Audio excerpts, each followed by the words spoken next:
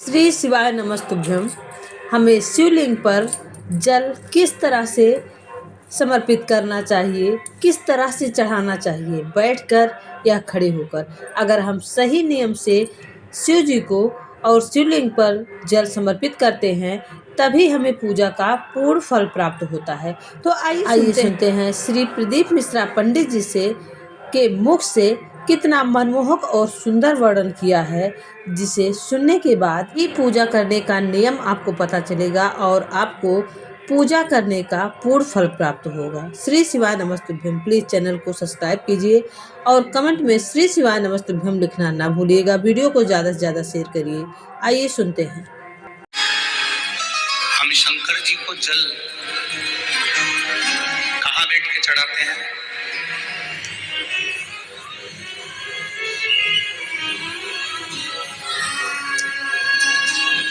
बोलो बोलो, जल के बोलो जरा।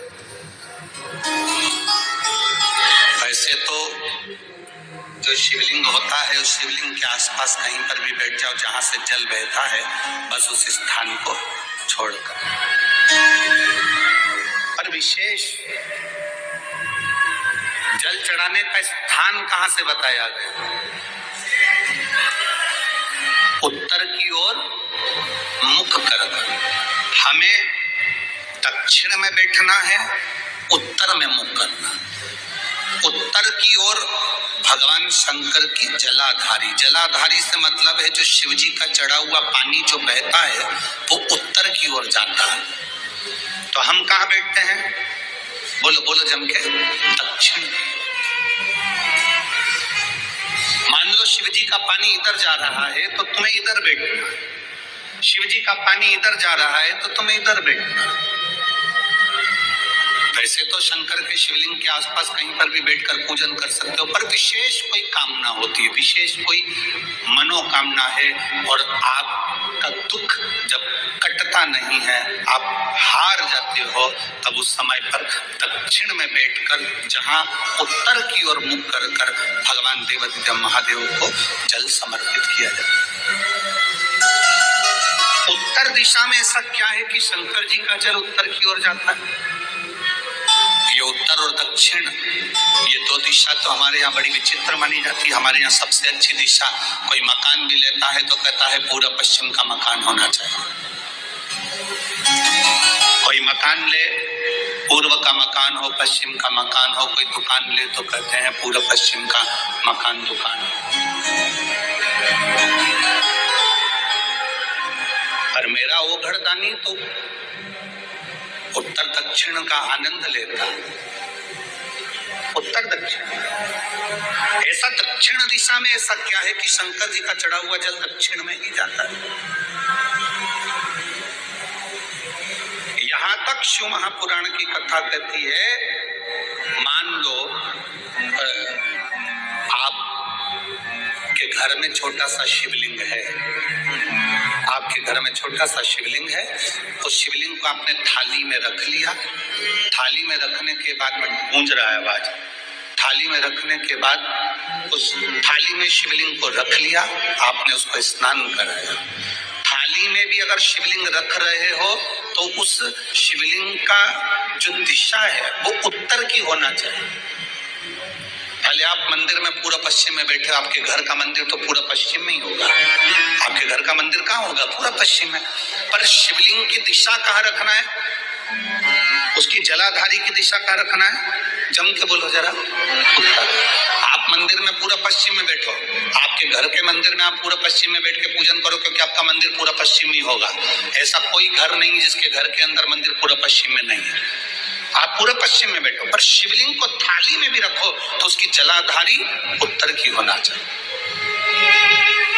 आपने अगर स्नान कराया है, शंकर भगवान के शिवलिंग का जल जो आप लेकर जा रहे हो विसर्जन करने के लिए, शिवलिंग का चढ़ा हुआ पानी जो भगवान को हम घर में स्नान कराते हैं, भगवान को घर में नहलाते हैं, स्नान का जो जल होता है उसको हम ले जाकर जब वृक्ष में डालते हैं, उस समय पर शंकर का घर में चढ़ा हुआ जल जब हम ले जाकर उसको डालते हैं वृक्ष में, अगर आपका ध्यान उत्तर की ओर है, आपका मुख उत्तर की ओर है, भले आप जल डाल रहे हैं, पर मुख यदि आपका उत्तर की ओर है तो आपकी मनोकामना पूर्ण होती ही है, ये निश्चित है।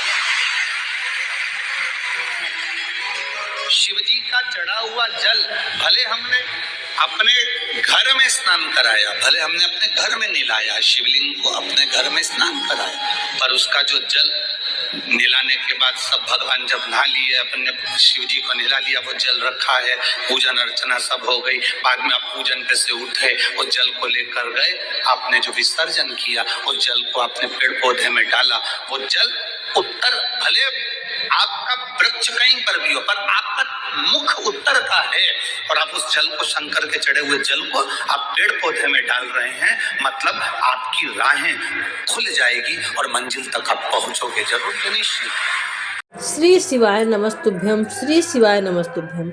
हमें पूजा का तभी पूर्ण फल प्राप्त होता है जब हम सही नियम से पूजा करते हैं, और अगर हम पूजा सही नियम से नहीं करते हैं तब हमें पूजा का कोई पूर्ण फल नहीं प्राप्त होता है।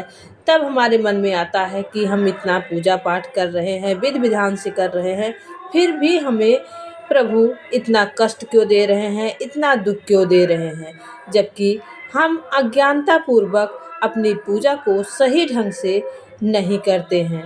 तो इस तरह से हमारे चैनल से बने रहिए, और एक एक शिव पुराण में वर्णित है हमें पूजा कैसे करनी चाहिए, हमें जीवन में क्या नियम अपनाना चाहिए, हमें अपने दुखों के निवारण हेतु क्या करना चाहिए।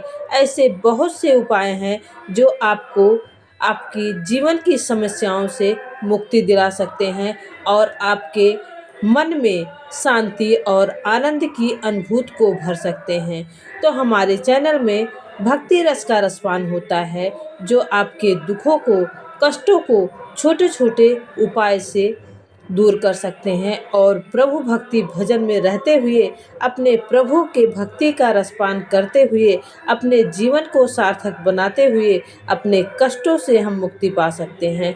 तो हमारे इस चैनल से बने रहिए, और श्री शिवाय नमस्तुभ्यम का जाप आप दिन भर में कम से कम 11 बार करिए। अगर आप 11 बार श्री शिवाय नमस्तुभ्यम का जाप करते हैं तो आपके जीवन में जो भी बाधाएं हैं, समस्याएं हैं, सब धीरे धीरे समाप्त हो जाएंगी। इतना महत्व है श्री शिवाय नमस्तुभ्यम मंत्र का, और यह 11 बार इस मंत्र का जप करने से यह मंत्र सिद्ध हो जाता है। श्री शिवाय नमस्तुभ्यम, श्री शिवाय नमस्तुभ्यम, श्री शिवाय।